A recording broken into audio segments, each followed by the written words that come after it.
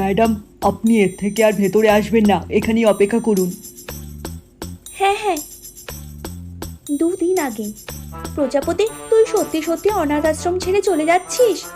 হ্যাঁ, আমি অনেক বড়লোক ব্যবসায়ী মেয়ে, হারিয়ে গেছিলাম, তাই অনাথ আশ্রমে ছিলাম এতদিন। এখন আমি নিজের বাড়িতে যাচ্ছি, আমার খুব মজা হচ্ছে, ইয়ে ইয়ে। কিন্তু প্রজাপতি, আমি শুনেছি রিচ লোকেরা সব কিছু স্টেটাস মেনটেন করার জন্য করে, ওরা খুব ডেঞ্জারাস হয়। আরে তুই চিন্তা করিস না, এইসব কিছুতেই আমার কিছুই যায় আসে না। আমি তো শুধু বড় বাড়িতে থাকতে চাই আর পড়াশোনা করতে চাই। আমি পরে আবার অনাথ আশ্রমে সবার সঙ্গে দেখা করতে আসবো। ইয়েস ইয়েস, আমি সত্যি সত্যি এই রিচ ভিলাতে চলে এসেছি। একটু চিমটি কেটে দেখি তো সত্যি কিনা। মা, আমাকে যেতে দাও। এখন থেকে তো তোমরা ওই প্রজাপতিকেই ভালোবাসবে। আমি তো আসলে তোমাদের কুড়িয়ে পাওয়া মেয়ে। কুইন, এভাবে বলো না। তুমি নিজের সঙ্গে প্রজাপতির তুলনা করো না, তুমি আমাদের প্রিয় মেয়ে। ও, তার মানে উনি হলেন আমার নিজের মা।